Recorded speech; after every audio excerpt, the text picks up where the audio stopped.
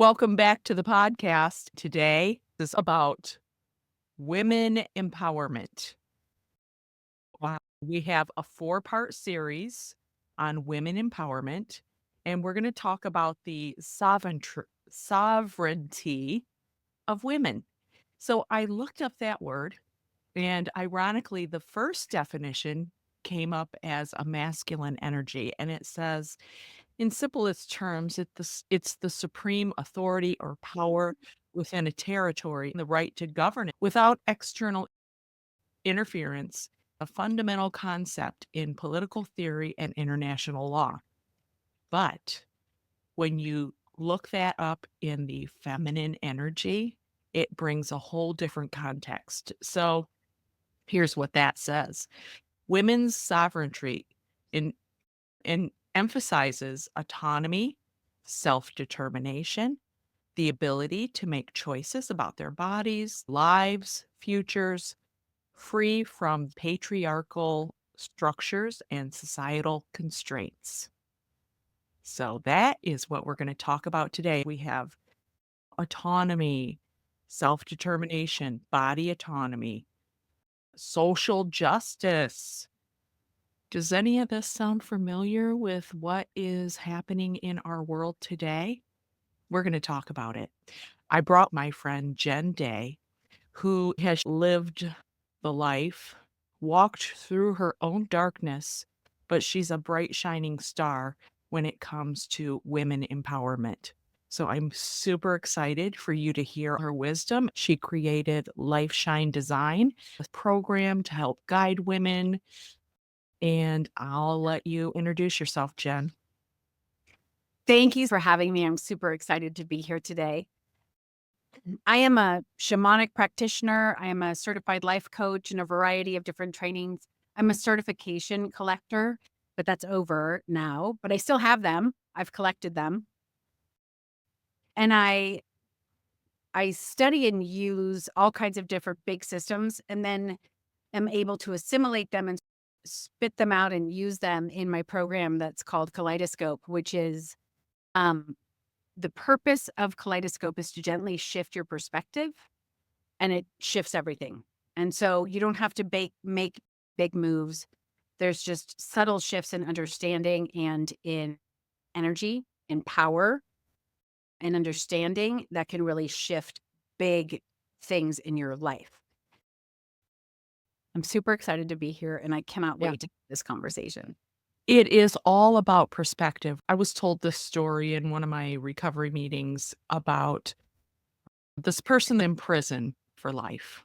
When you think of a prison cell, you think no power, Mhm. stripped away, no freedom. And he got into this text, a spiritual text, and started meditating daily and started practicing these self-healing techniques after 20 years in prison. And he said,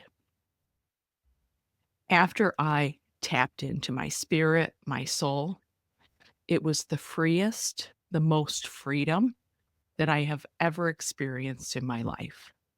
So really, it is an inside job. And I'm real excited because I think we're going to give you all something to take from this series that you can start living an empowered life. So what's that? We were talking earlier about the shaman Mhm. and how they regard women. Do you want to share that? Yes, this is a gentleman from the Lakota tribe. His son asked him, the word in Lakota is for woman. And the first, it's actually Yan. It's spelled W-I with an accent, N-Y-A-N. And the W-I-N stands for heaven, and Y-A-N stands for standing on the earth. I'm checking that to make sure I represent this properly because it's borrowed, obviously, from their tradition. So they review women, they view women as heaven standing on the earth. Nothing on this earth would be here without them. They revere women for their ability to create in a way that is very different from men's power. And men's power, in another text, I saw that men's power is more of a thunderous power. It can be jarring. It's strength in a way that maybe a lot of women don't feel that they have physically. Whereas women, their strength is subtle and the power of soil. From the earth, we create all things. Men have a different resonance of power, and both are important, but the thunder could not exist without ours first. When we see each other's differences, feminine, negative energy, different political spectrums, and learn to work together, Mhm. that's when you create beautiful harmony in the world today. There's a lot of opposites right now, but it's my desire, my I'm going to bring that forward, that we are going to bring some things together with this series. The first thing I want to talk about is self-abandonment. And when it comes to women, okay? So we can look back in history. I know for me, I abandoned my career from the get go. I had my children. I don't regret the time with my children, but there was self abandonment because I dedicated everything to my kids. Everything. And as I grow and I continue to grow, that has to shed away slowly. It's okay to love your children with your whole heart, but we have to learn to love ourselves as Mhm. deeply as we love those kids. Sometimes we have to let them go. In my case, completely let them go and turn them over to God or spirit or universe, whatever you want to call it. But it's a process. And there's other ways that women have abandoned themselves, and I don't know if you feel comfortable sharing some of your thoughts on that. So, for many here who don't know who I am actually a domestic violence survivor.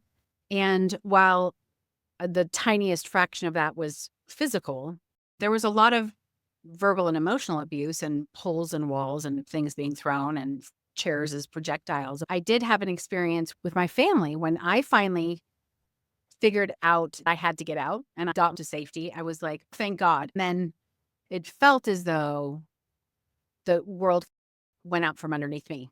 Part of that was financially because I had given up my career. I was teaching part time. I had 25 part time jobs and no career paying a living salary. And so when I found myself as a single woman, I know many people, it is the number one reason people stay in unhealthy relationships. It's the finances. And it's the women who cannot leave because they don't have the resources to provide for themselves and their children. I wanted to interject about my experience in losing my children. I was struggling so hard financially that my kids went back to see their father who had moved out of state, which is illegal once divorce proceedings have started. They came home 4 days later. He found a new woman, new supply, and had moved into her beautiful house. And my kids didn't even let us get off the airport property before they told me that they were moving with him and his new girlfriend, leaving me in the ashes of what had been our family. And looking back on it now, I can see it's the best thing that ever happened to me because I was enmeshed in protecting them, all the chaos over the 18 years I was married. I needed time and space to focus on me because I was not in a place where I could be my best self. A lot of times I think we look at horrible things and feel even more victimized by circumstance when a shift perspective, and I think it's a little bit spiritual bypassing, things happen for you, not to you. But actually, there is a power in, I'm not suggesting this for your situation, but in my situation, if I could have taken that time to realize this doesn't it may be forever, it may not be forever, so how can I live my best self right now to move forward? And how can I use this time to empower myself and move forward? It took me like 4 months to recover to the point where I could walk into work and not have been crying on the way to school. It was devastating for sure. But that shift that now looking back, I can see that absolutely happened for me because they were gone for less than 14 months. And then they were both living with me. And we've been repairing and rehealing and regrowing connection and moving forward ever since. After some of my losses, people would say, everything happens for a reason. I never married with that thought process. But I believe bad things happen to good people all the time. The lesson is, what are you going to do with it? You have two choices. You can stay in the problem, let it fester and take you to a place of doom, or you can live in the solution. Mhm. Living in the solution is hard. I cried every single day on the way from work. I'd hear something, I'd see something, the tears would come. I'd be at work bawling, but I moved through that pain. I wanted the solution. I didn't feel it, but I knew I wanted it. So I kept walking on that path. Amazing. It's And that is the best empowerment we can give people. We have a choice. I also read Human Design and Gene Keys based on your birth chart. It's based on the I Ching, 5,000 years old, and has astrology and different systems within it. One of the benefits of it is it can explain to you your life's purpose and why are you here and et cetera, et cetera. But there's the concept of dharma and karma. I did not know these systems when I was going through what I just shared. I did have a therapist and a support system that was talking about how it is my dharma, my life's work, my life's challenges were to get through that relationship and get out to the other side. It was not my job to teach my children what kind of relationship they should have with their father. That's their dharma. What was my job, what was not my job, and how these two things are not necessarily on the same timeline. So just because I got out didn't mean they were out, and they're still figuring out how to have a relationship with him. And he's still trying to figure out how to become the man that he needs to be. None of that is my concern. None of that is my job. It is not my business. I can support and hold space for all of that to work out with the least damage, which is what I've done for years. None of that was my job. As we move into the concept of sovereignty and into the concept of how we carry our own beings, there's a really important concept in this, which is boundaries. My Yes. body is my responsibility. My body has nothing to do with anybody else telling me what I can and cannot, should and should not do with my body. That's a basic boundary I hold. Not everybody agrees with me on that. And that's okay. But that doesn't mean I need to shift my boundary because they don't respect that. They can just like when with my kids, when they were working out their relationship with their dad, they can walk their path and I can walk my path. And as long as they're respecting me and I'm respecting them, then there will be some kind of a solution that will support the collective at the end of the day as we fight these battles. And through the consequences, we will come to the other side. Knowing our job and importance of boundaries is important for all we've talked about, for sovereignty, for autonomy, self-empowerment, healthy relationships, emotional resilience, all the things I talk and teach about in finding your power and how to hold that power, all of it. Right. Right. It's really difficult as a mother raising small children Mhm, because we are everything in mhm, the beginning. Those boundaries are not clear. We're the mom. I was the primary caretaker, period. And if they needed something, they run to mom. As they grow, it becomes challenging to separate from that because you think, I'm the mom. When I relate it to grief, I had to work through that too. Okay, I was the mom and society's expectation, right? She's the mom. What did she do wrong? Maybe people mhm, want to place blame. And I had to get rid of that. I had to let that go and say, look, I loved my child. I love all my kids. They love me.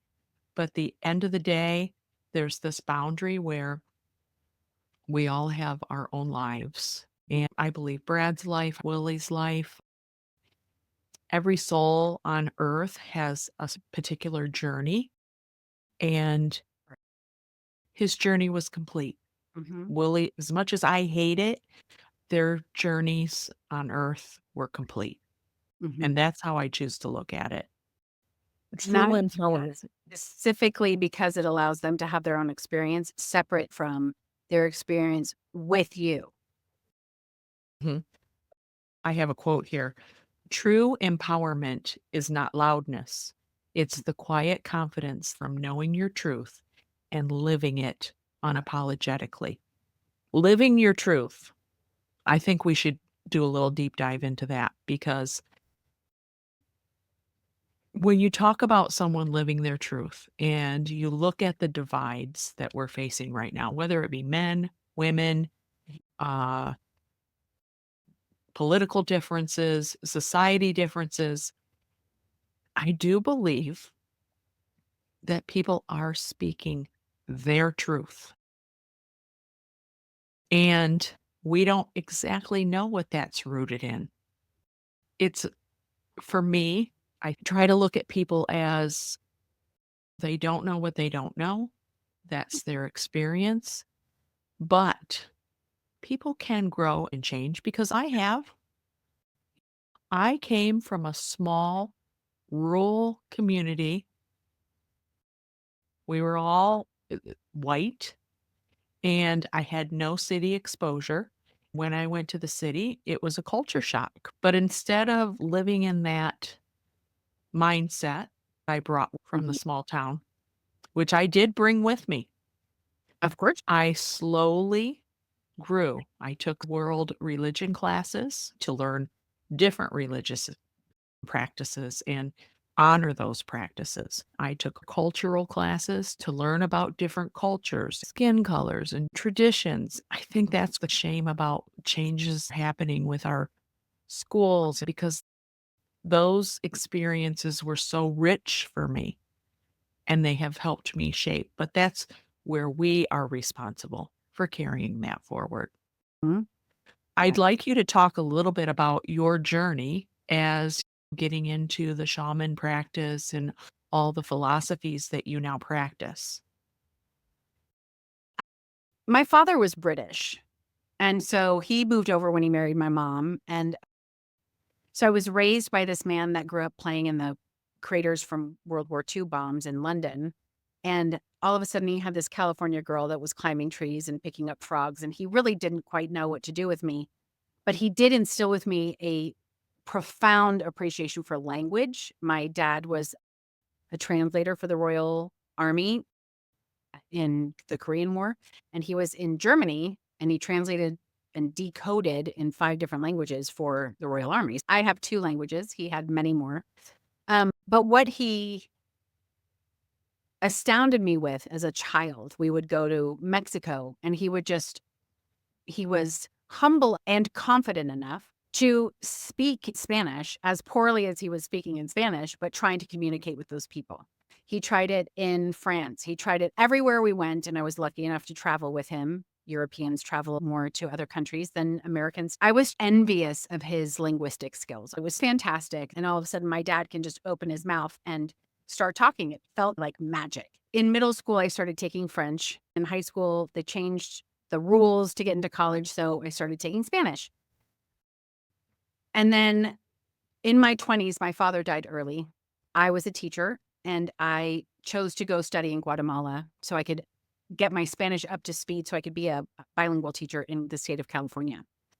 And that trip changed the trajectory of my life because in 1995, the civil war in Guatemala had only been over for less than a year.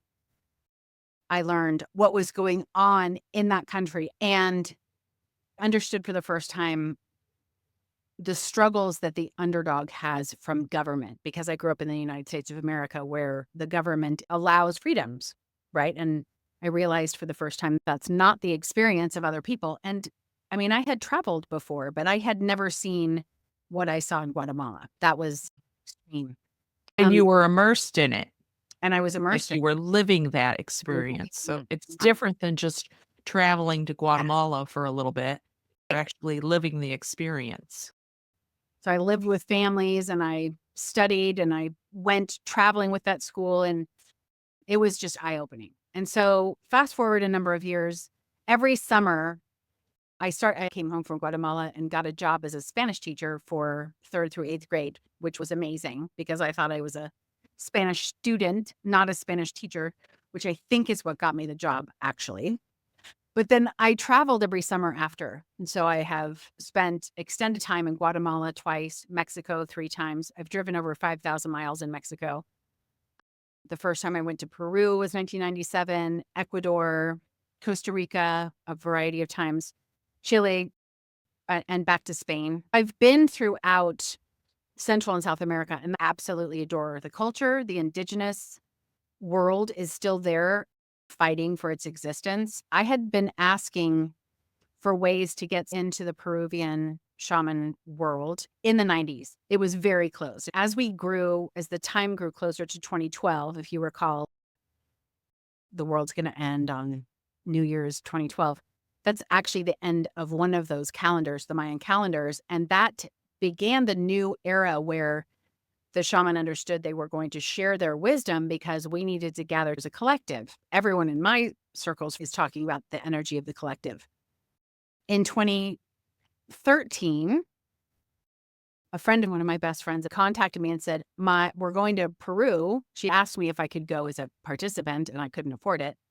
And then she said, oh my gosh, they don't need it. They don't have a translator and they need a translator. Would you be this translator for this group of Americans who are going down to be initiated into the Caro nation of Indians in Peru? Of course, I was like, yes, I will sell one of my kidneys to have this experience. It was life-changing in the simplest ways.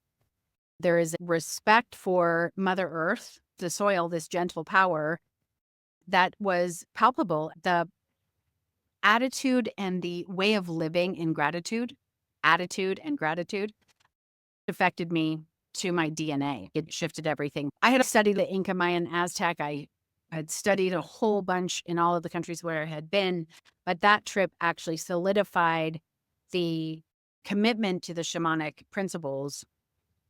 It just 100%. I was baptized in a glacial lake and felt I disappeared and became part of the collective. And I didn't know where I stopped and where the universe started. It was profound. Towards the end of my difficult first marriage, I have studied and gathered different modalities throughout my whole professional life. And I committed at that time to moving forward, to figuring out how to use those strengths to get out. It took, because these things don't happen immediately, and many states don't support the safe extraction from dysfunctional relationships. Unfortunately, Right. that is becoming more and more in the news in many states, and including Colorado got into big trouble last year in the same county where I was first trying to divorce him. So I love that the collective is learning about this. I'm sorry for the repetitive nature of this conversation, but us women are realizing that we do have autonomy and we can speak our truth. I used to think that living in truth meant silence. I used to think that I had to be quiet to keep boundaries and stay safe. That was a pattern throughout my life. And I think in this political climate that we are today, the greatest shamanic principle that I have been taught is that I have choice to be able to speak my truth or not. And it is better to be silent than it is to speak out loud. And be choosing to be silent because the audience is not ready for your message is powerful. I think that can shift a lot of us who thought I was only quiet to keep myself safe. The things I wanted to say in my marriage for all those years, he was not my audience. So now I have the ability to step forth into that power and move forward into that autonomy. That's interesting because I align with what you're saying. I've been quiet on the sidelines about my values and beliefs. I almost feel like I was stuffing that. And just recently I thought, no more.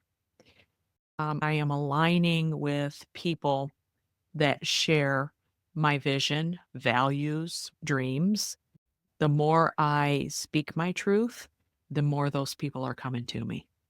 Yes. And I have to say, this is the first time I have publicly admitted my belief systems. On your podcast, you're getting me out of my comfort zone. I was Yeah. thinking after our initial conversation that I can say my piece because my experience has informed me. I'm really grateful I've lived all over. Those who know me, I grew up in California. I went to college in Santa Barbara. I lived in Lake Tahoe for years. I moved to Denver in 2022. I lived in Denver for 18 years, part of that time in Breckenridge. Every summer I went back to Tahoe and I met my current husband. I moved to Little Rock, Arkansas, and now I'm in El Paso. Look at all the traveling I did in my 20s. I feel confident that I have lived in enough places that I know that the truths that I hold in my heart are not just the whimsy of one experience. It is a collective bowl of experiences that have informed me. Not that everybody needs to have my experience. It gives me confidence in my ability to stand here and share them. There is power Mhm. in sharing your truth. Boundaries sometimes include telling people I love family members that have completely different views than I do. I had to have rock solid boundaries. I remember saying to some people, if you continue to talk about this, I'm leaving and I'm not coming back. They, for the most part, honored that boundary. But if they start talking about it, I'm out because we're never going to see eye to eye. There are some people that are never going to, those are not your people to talk to. Those are not people that you want to share your truth with. But by sharing your truth, like you just did now, you're going to attract the people that Mhm. do feel the same way you do. And that's what I'm finding. Like, I was afraid to put my beliefs out there, but now I don't care. I'm not using my truth in the direction of, know, disdain or bitterness or hatred. I'm using my truth, and I know you know this, in the direction of love. This goes back to what we talked about with autonomy and walking your own path. I can have my path and I can hold that vibration for myself and everyone who resonates at that. And other people in my life who don't agree with me can, they've had their experience, which informs that. I invite them to look around and step into the shoes of people who are less fortunate or Mhm. Yeah. something you said made me remember we changes people. I view this lifetime as a lifelong classroom. I never want to stop learning. I would go back to college and get every certification Yeah. because Same. I'm a lifelong learner. I me too. love learning. I I love love learning. reading, studying. Everything changes, hones, perfects, or makes less stable my belief system. Mhm. And belief systems are not something you have to hold through life. They can shift and grow and be malleable. It's not ironic, but I had written this out as we're wrapping up this first series about empowerment. The key takeaway is to reflect on our experiences and recognize the importance of reclaiming our voice. Crossword. On Yeah, yeah.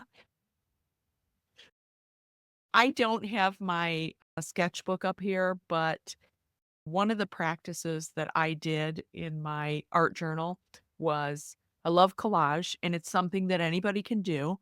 And you can just search through either some old photographs and Xerox them or magazines. And I had a picture of a young girl and then a middle-aged woman and then an elderly woman. And I glued those into the spread, and then I just made some whimsical design in the back and outlined them. And I just I like to put words in there, so my word for that page was evolve, and we're always evolving and changing. So I challenge anybody listening to grab your art journal or a piece of paper and find some pictures and just really reflect on the way that we are all evolving as we grow, learn, and change. And Thank you, Jen. I didn't know that about Guatemala, so I learned something new. I look forward to our next podcast about returning to the body as a spiritual practice. I love. So that will be next week. Share this with somebody that you feel will benefit from it, because that really is the purpose of this podcast. I don't make a dime off this. It costs me money to put it out there, but it's really important to me and Jen. We share our wisdom, our truth, pass it on. See you all next week on Catch Some Soulshine. Thank you.